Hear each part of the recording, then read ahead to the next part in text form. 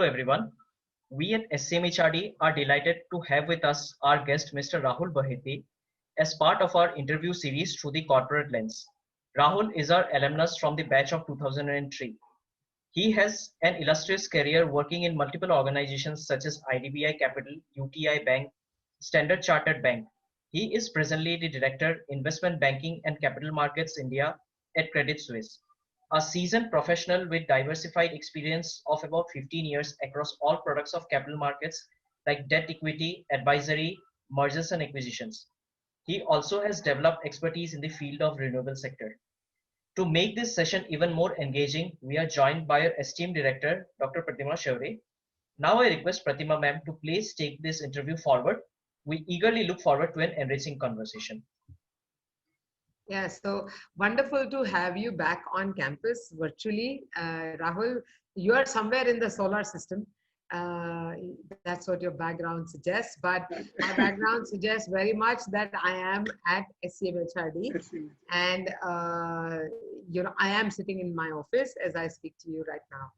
I have a couple of questions for you. Very clearly, you majored in finance. I do remember that, and you were part of some of the early batches out of SCMHRD.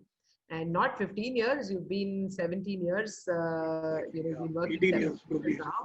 Yeah, so more than 15, I can say that.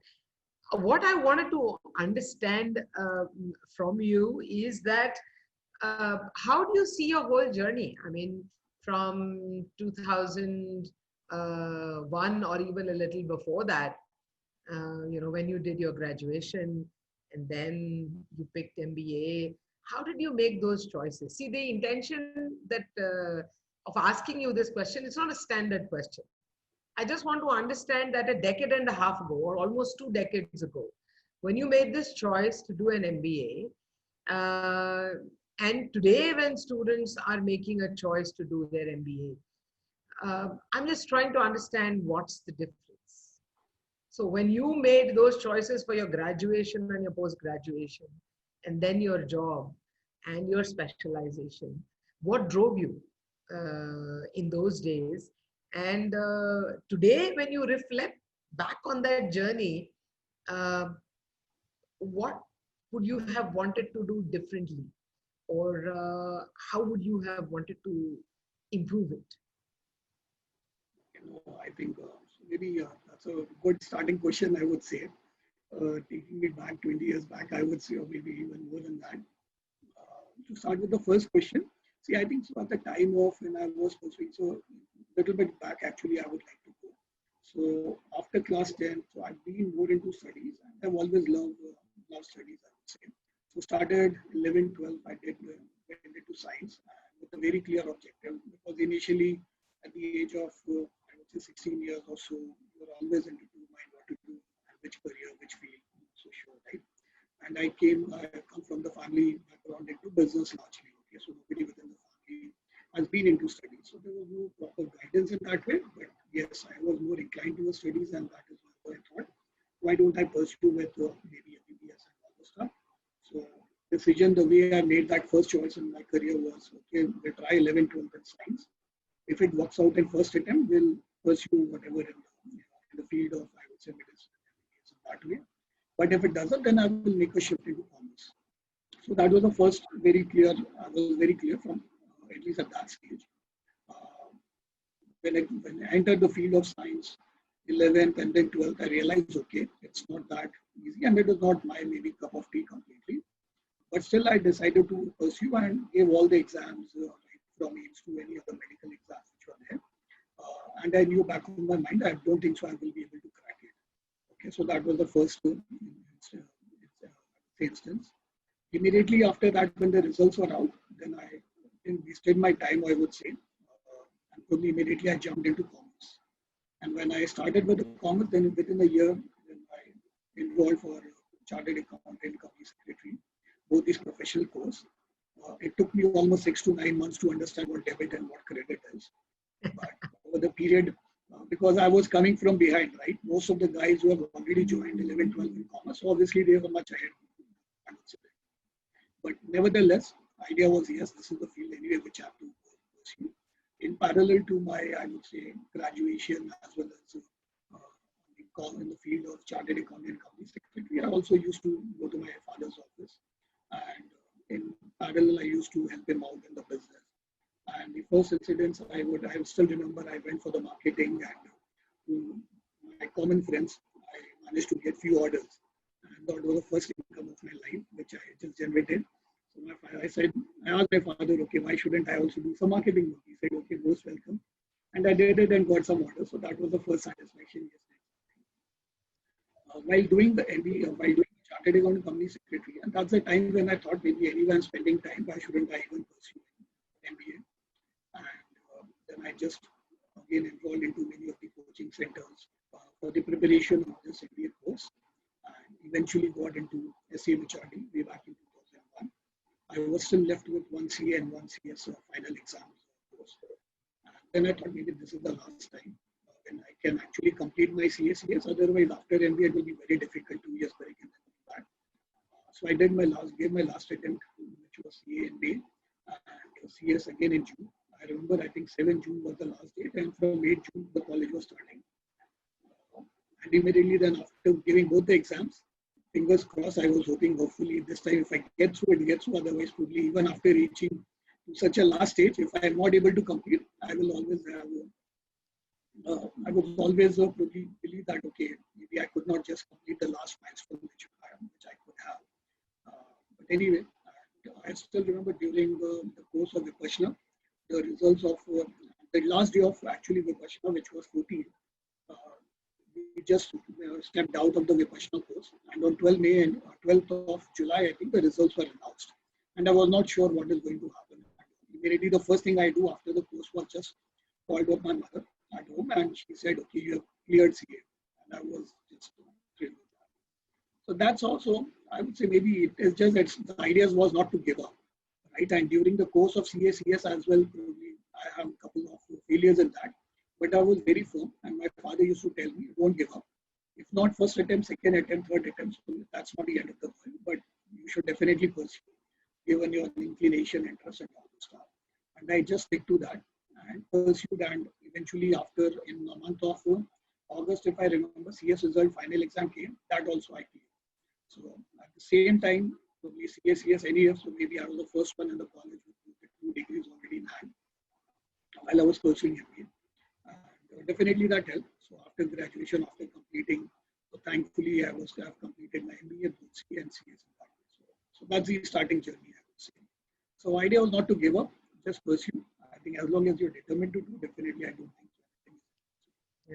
So at least that clarity of thought need to be there.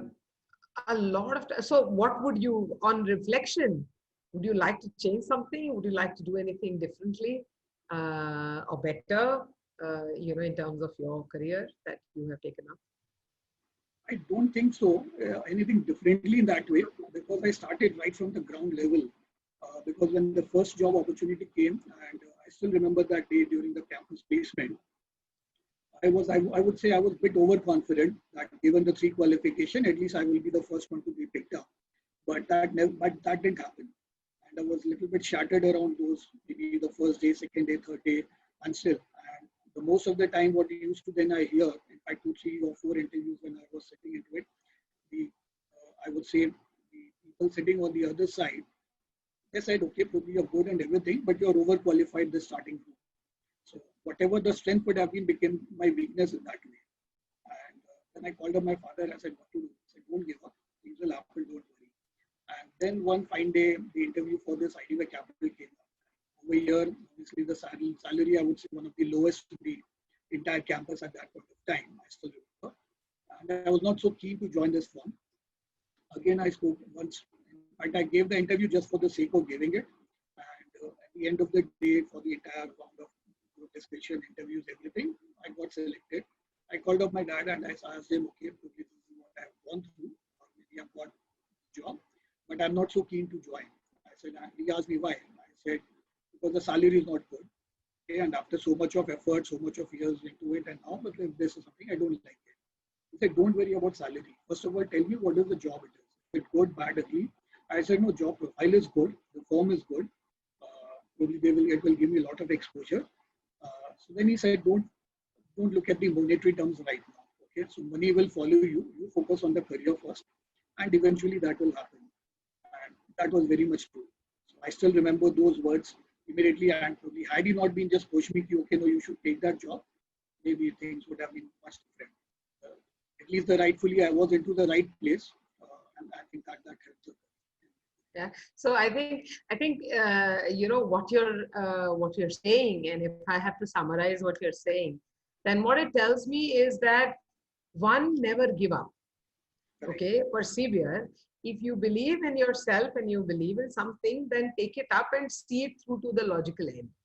And the other is that instead of being worried about monetary terms in the beginning of your career, worry more about the quality of work rather than the quantity of remuneration. Absolutely. That's something definitely I can vouch, and that's my personal example I've seen in my career. So there is no even second thought. Go for even maybe less salary, have the strong foundation, get the right opportunity. Don't go just for the sake of, okay, maybe I would say fancy designation or fancy salary. But I think it's very important should get into the job what you feel like. Do that, make the foundation strong. By default, everything will follow on its own. I don't think so. One thing could be So career-wise, no regrets. Career-wise, no regret. No regret. If you look at, I started with the PSU, move into a private sector, then I move into a foreign bank and now into investment banking. So that has been the journey, I would say.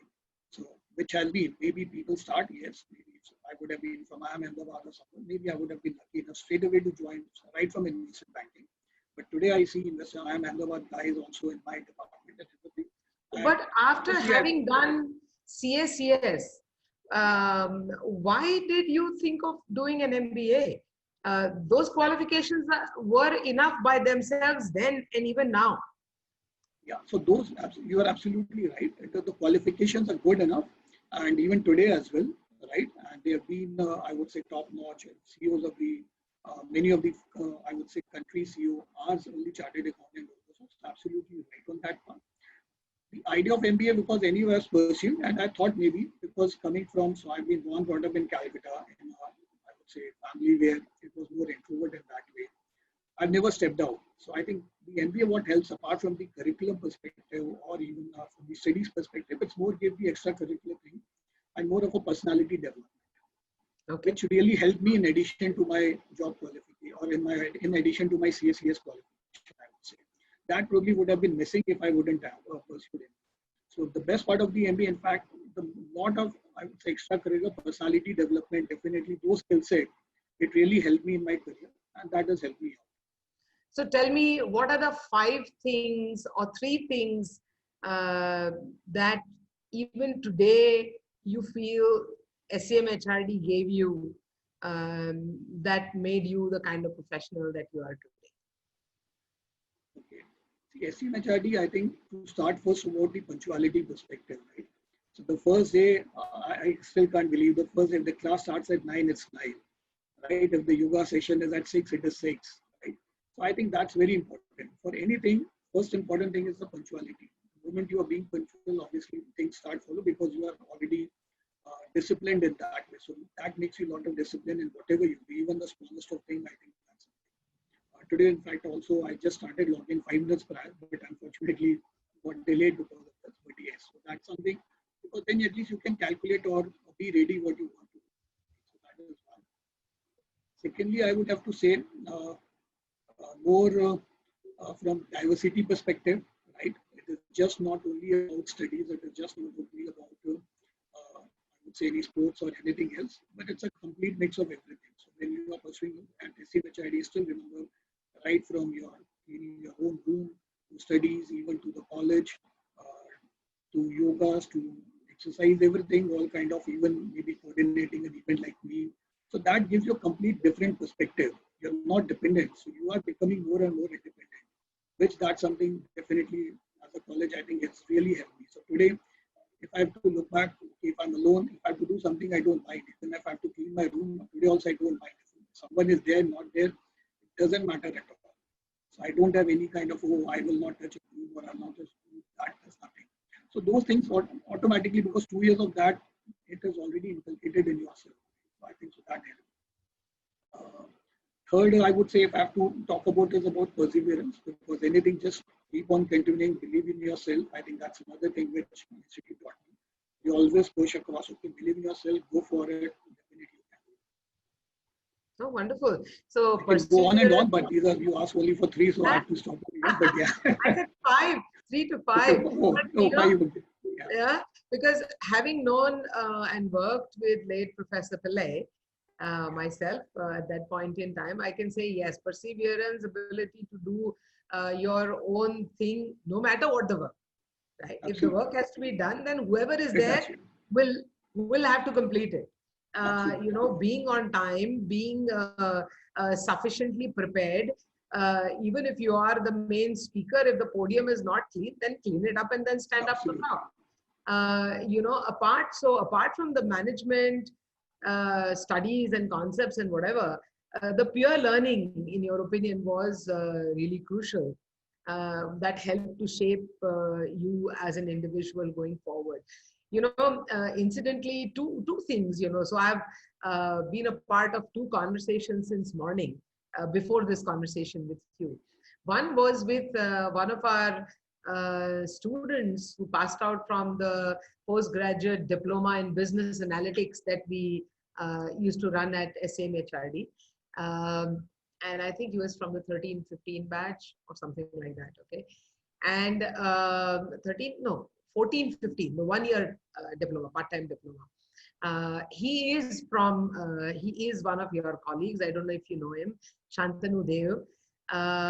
And he is moving to your Credit Suisse office in London.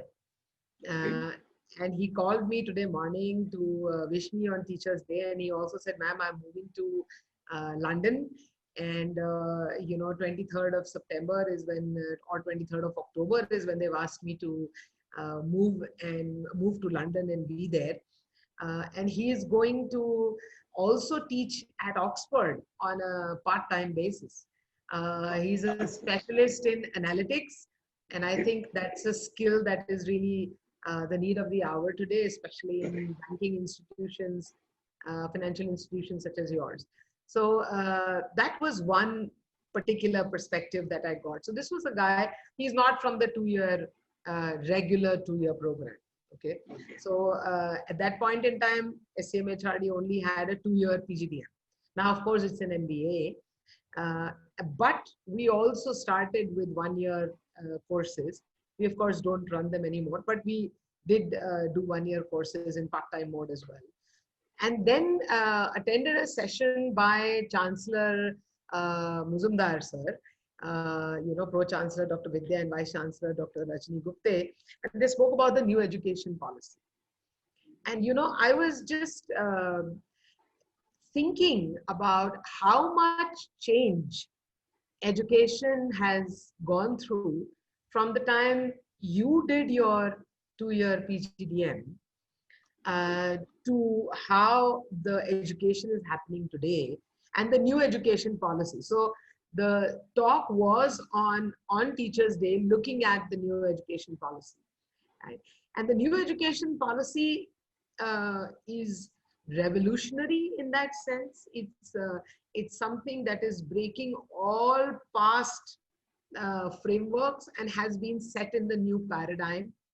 So, you know, as a professional now who's been in the field for so many years, right? How do you think people would react to, you know, you do after 12th, you do 1 year and you get a certificate. Okay, in India, the gross enrollment ratio is an issue. People don't do college education. And that really is a large reason for people not being able to think well, not being able to plan their future well, and also being easily influenced by others. You know, so, and with a young population, that is an ongoing problem that you have. And education is the best means to get out of it, right? It opens your mind, it connects you with so many more people. Correct. But there are two parts to my question here. One is, how would you react to this new education policy? So let me just explain in half a minute exactly what I mean.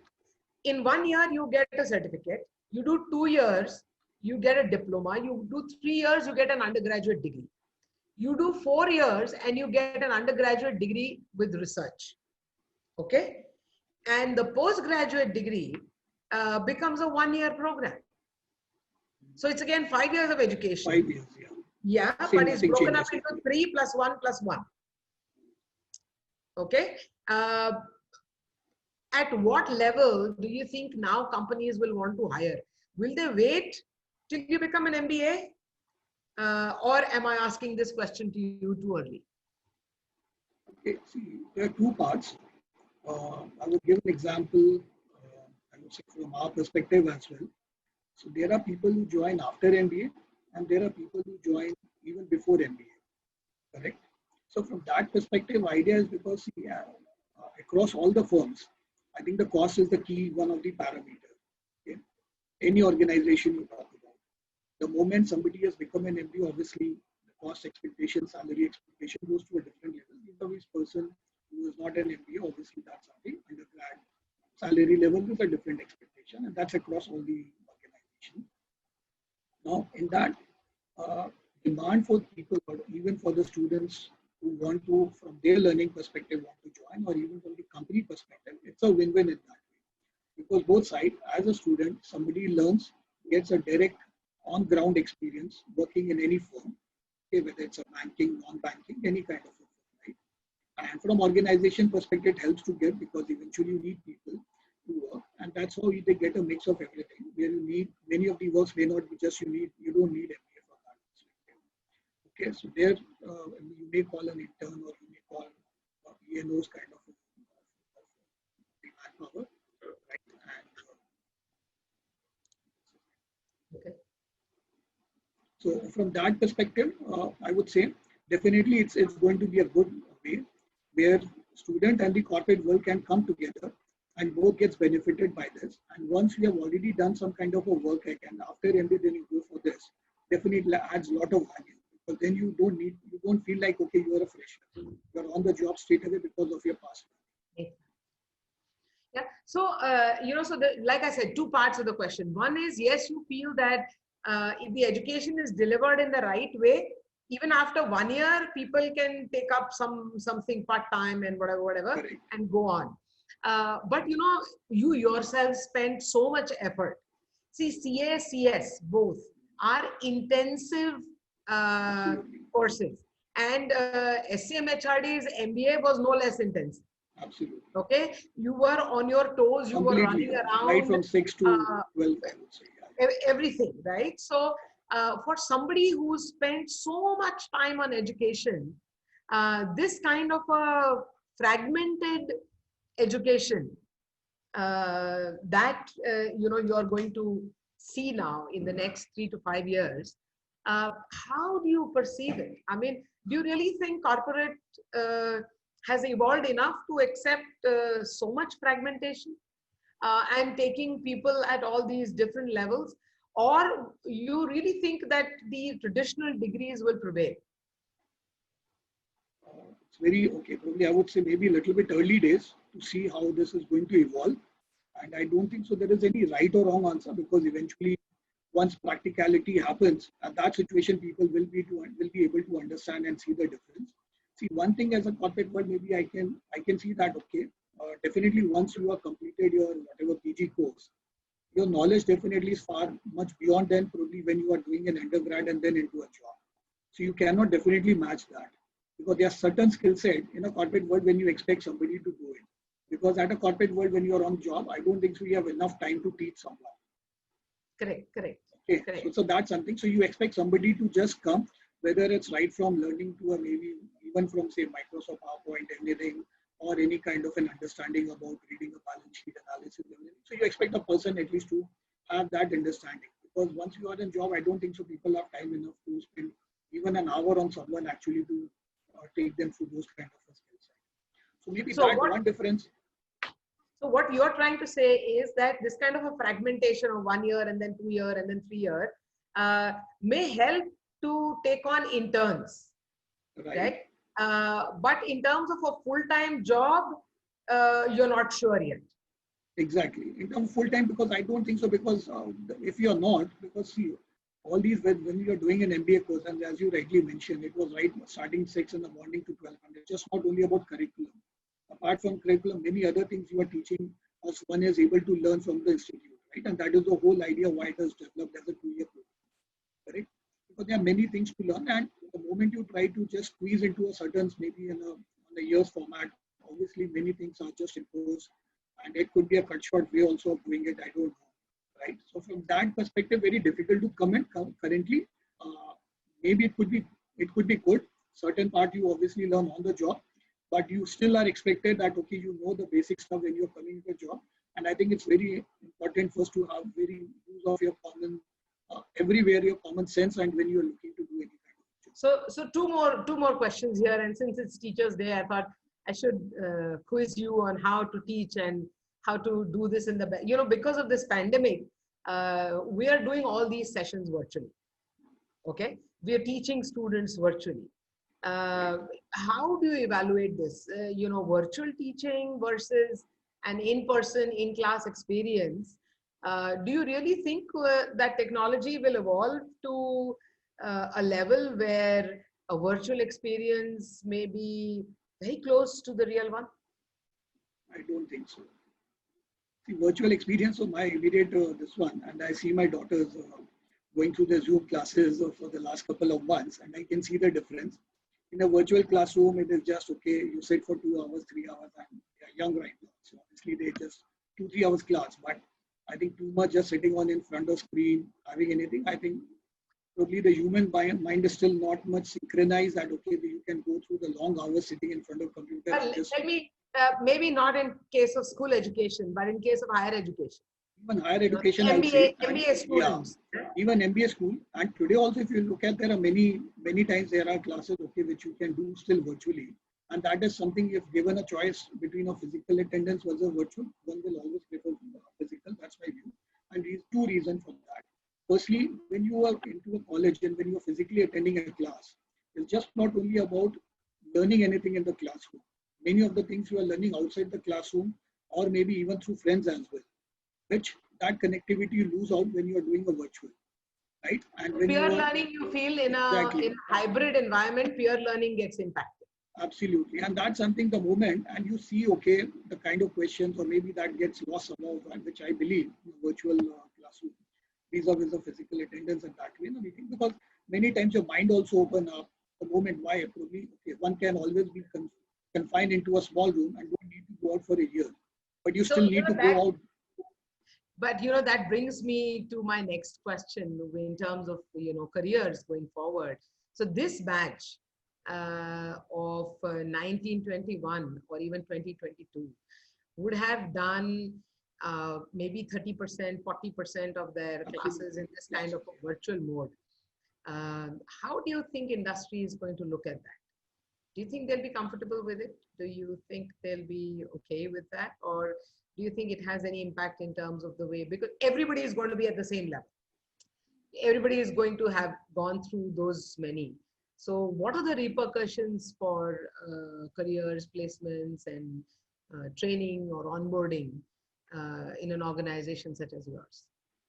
Okay. See, from organization perspective, I think given that right now everybody knows that it's a forced situation, and so organization perspective, I don't think so organization have a choice. We will have to go ahead and do whichever format. So whatever happened in the virtual classroom is all because of the given situation. I don't think so the recruitment is going to change because of that particular point. Recruitment can change only because of the COVID scenario, if there is a cost pressure and everything. And that's the only situation from the corporate side I see, if the resource requirement can go down. Okay? But at the same time, the positive aspect to it, because we are already at the lowest phase of the economy, and probably we are bound to see a really V-shaped economy recovery is going to happen maybe by next year. In that situation, the demand for people anywhere or for the resource requirement is going to be move on the positive side only. I don't see. Maybe, I don't know, 2020 batch already, good part was that people would have already been hired, recruited in that way. So it was safe. Yeah. next year in anticipation. We are seeing some retractions, but Exactly. But large part still, largely, yeah. yeah. So They've that is joined fine. virtually. Correct. Had this been maybe started from last November, October, then probably would have seen a much different. Thankfully, India starting year technically is from April onwards, so calendar financial year, right? So that helped. But next year, my view is probably the economy anyway will be in a V-shaped recovery, and then again the requirement for resource requirement would be there, and you will again see maybe have good hiring and everything from all class one should happen. Yeah. But it So, is not Rahul, going to make much change. there's not going to be much. Okay. Rahul, my question to you is now in relation to your specialization. You are a highly qualified professional. You did your background in commerce, or at least your undergrad in commerce. You are a CA, you completed CS as well. But today we see a whole bunch of these engineers that take up finance as a specialization. Okay, and SCM became CFA recognized, which is CFA US recognized in 2013, one of the first institutions in the country, Yeah. which means 70% of our curriculum is equivalent to the CFA US curriculum. And we have students who pursue CFA level 1, 2, and even 3 now, okay, as I speak. So given that kind of a scenario, how would you rate these engineer turned finance guys versus somebody like you? Because there's a fair number of CACS as well. And who would you prefer? And why would you prefer one or the other? The reasons for the same. Okay, very difficult question, because if I look at in my organization itself, so there are engineer professionals who have done MBA and there are CA professionals who have done MBA and joined the organization, right? And honestly, I don't see much of a difference eventually, right? So basic, I think basic common sense prevails everywhere. Okay, and when you are anyway doing, and the whole good part of MBA, because whatever need to do on a basic requirement perspective, even the accounts is there as one of the course, right? So the engineer has already gone through that when they are passing out MBA. So they have learned that. Yeah, and eventually it is nothing. Okay, CA probably maybe B. So if I have to choose a professional career which is more towards accounting, on that side, obviously you will not see maybe engineers getting into that. But Correct. in an organization, maybe even an honest packing role, then obviously you will see engineers MBA and you will see CA MBA as well. Okay, because eventually the kind of intellectual skill needed for that, won't see much of a difference over there. But yes, if there's something to do maybe with an audit requirement or all those stuff, then maybe I would see large part of CAs obviously into that, and probably I may not see engineers into that. So, It also to do with the role. Role, okay. So my final question to you, okay, is you came to SCM and specialized in finance, right? So what is the outlook for finance?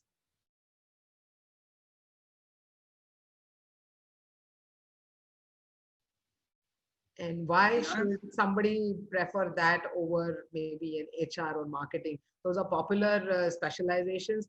Let me tell you, we've already crossed the century mark as far as the number of students that take HR now. We take about 180 for आपके वक्त में 2 divisions हुआ करते थे, अब 4 divisions हैं. Yeah, and so, and we have a semester system, no longer trimester. We did 6 trimesters, I remember. Apart from the 15-day pre-induction training that we used to do. So we do only 4 semesters now. And 4 semesters and 180 plus the other quota, etc. And since we are now a university, we have to take the reserved category quota as well. And so we do all of that, roughly about 220 to 230 students in the MBA.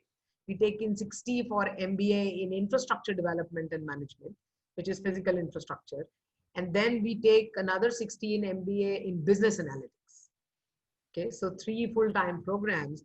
And I have roughly about 350 students coming in every year now.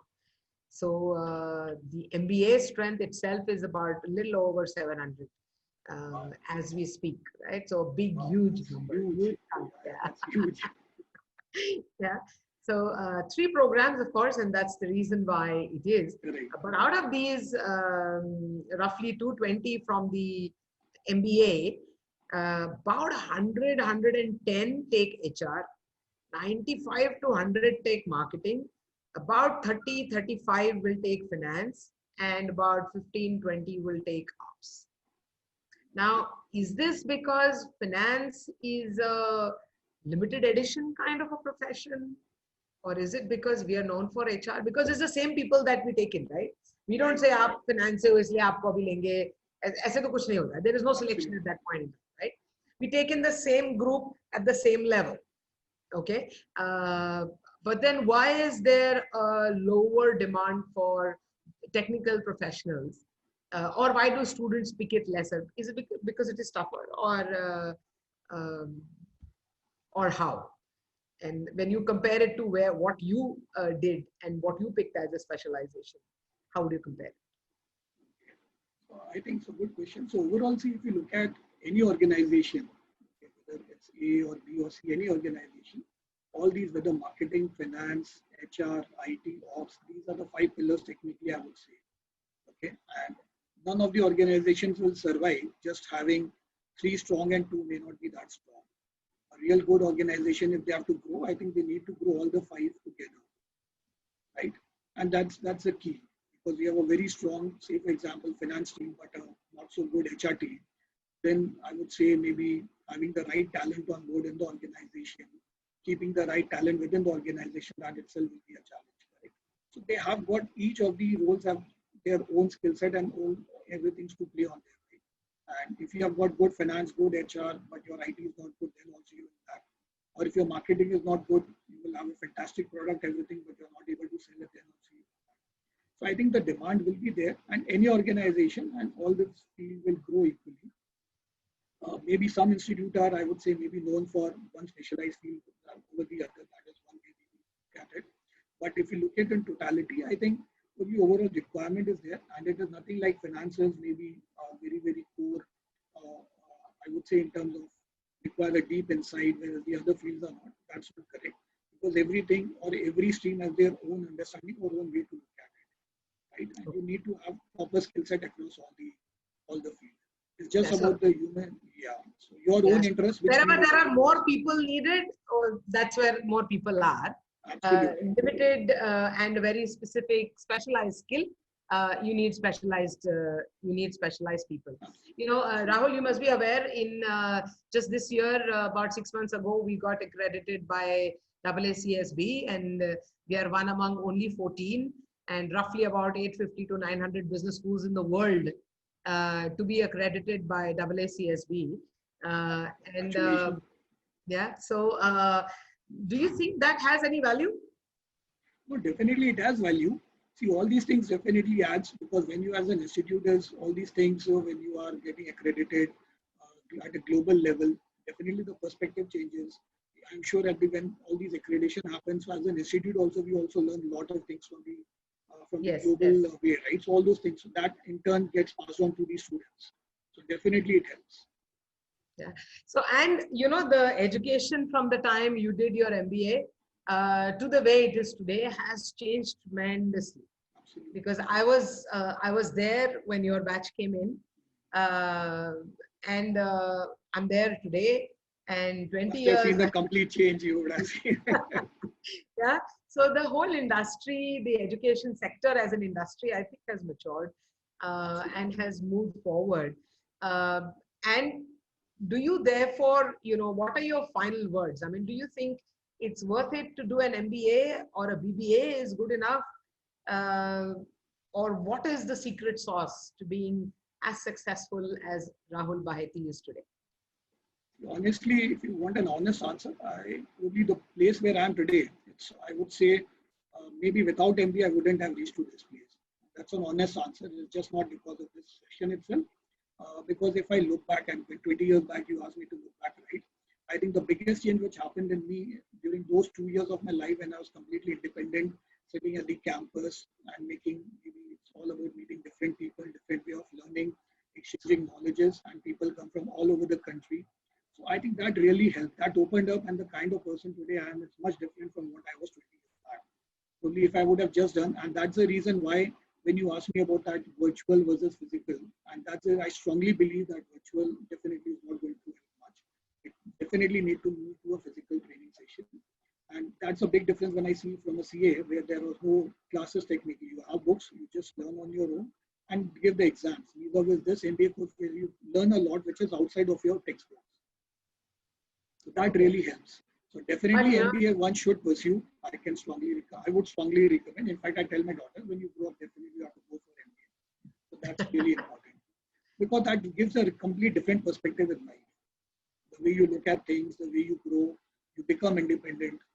I would say maybe because learning is all throughout in the last 20 years, every small things, even today also to me, I learn even from my small daughter as well, what they are doing. From there also learning, because that learning never stops.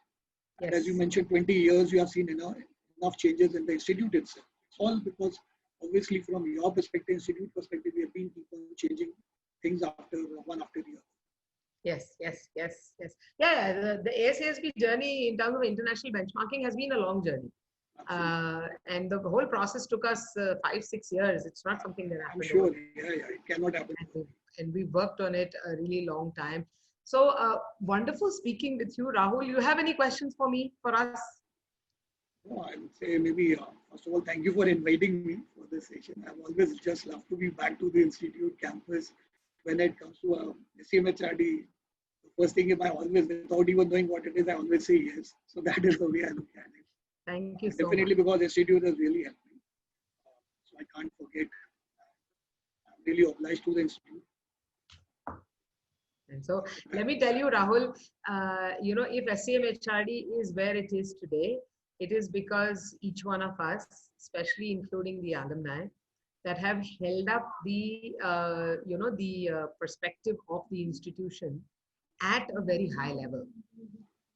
Because each one of you guys has gone out there and given your best and done your best and have risen up in the hierarchy on your sheer merit. And I think that's what makes SCMHRD special. I don't know about the camaraderie or whatever else. I don't know what it is, but when you go out and meet somebody who's passed out of SCMHRD, you will see in them a certain desire to do the best that they can, and whatever it takes. I mean, ethically, of course. I believe all of us most of us, well, 95%, let me say, have taken the right route to get where we are today, and we love to be where we are today. And I think SCMHRD owes its image and its standing in the marketplace today because people like you have done have just done your job well. That's it. And I think we're thankful to you. We're very, very thankful to you for being proud of the fact that in spite of being a CA, you yet say that MBA gave me so much more than what a simple CA could. And doing a CA is also equally challenging. I know how much intellectual it's not been an easy journey. No, it's not been. And you really tried. Yeah, you tried, and you succeeded. So try till you succeed. Reach for the stars, and you will reach a high level. Your background says it all. That there is a huge silver lining to everything. There are always stars in the sky if you want to see them. And we are so thankful that you are one of the stars in our sky. Thank you, ma'am. And eternally grateful for all the teachers, mentors. No doubt in that. It was really helped me. Thank you. I wouldn't have been. No doubt in that. Thank you so much. Thanks, Rahul. Wonderful having you here. So the alumni team has any questions for Rahul, or can we let him go? So Rahul sir, just last question from our side. So what's your fondest memory at SCMHRD? Fondest memory? Actually, there are many. Right from the day of, I still remember day of entering the campus, 5 a.m. in the morning, landing up all alone, first time ever out from house, and to coordinating the entire leave session, to all the classes, and then sharing knowledge on the account side with all the students, all my friends over there in the campus, just before the exam, and the accounting sessions and all those stuff. So many memories. There's just not one single memory I can talk You came at Atur Center about. Yeah. and you graduated from the Hinjawadi campus. Yeah. So graduated from Hinjawadi. Started with Nasik, then to Hinjawadi, not Atul Center. Yes. Yeah. So you moved from Nasik to Hinjawadi. Nasik, of course, is now an operations management institution. Right. I know. And Dr. Vandana is the director there, very much there. And in 2002, you guys came down to came down to Hinjawadi, and the placements happened here.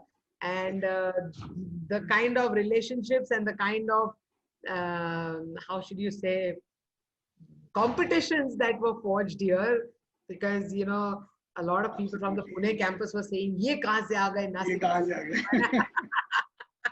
I still remember those.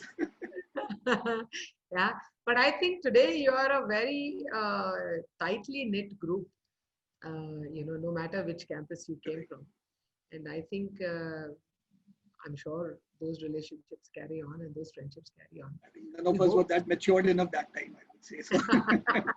In retrospect, we always mature. So Yeah, absolutely. so I for one believe that your peer group and the peer learning, which includes the friendships, and which includes the guys that were not for you. And sometimes somebody who's your enemy teaches you more than somebody who is your friend. Absolutely, that is absolutely bang on. So I don't, because you always learn from someone. That's no second doubt also.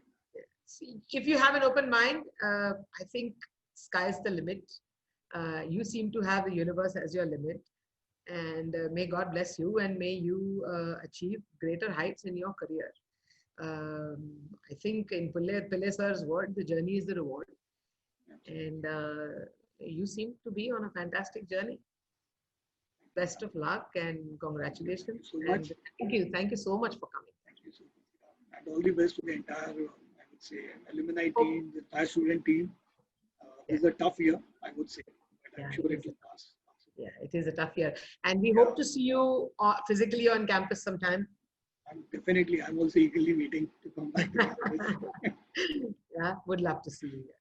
Right? Thank you. All the Bye, best. Rahul. And let us know for anything from my side. Sure. Thank you, Rahul. Thanks a ton. Thanks. Bye-bye. Thank you, everyone.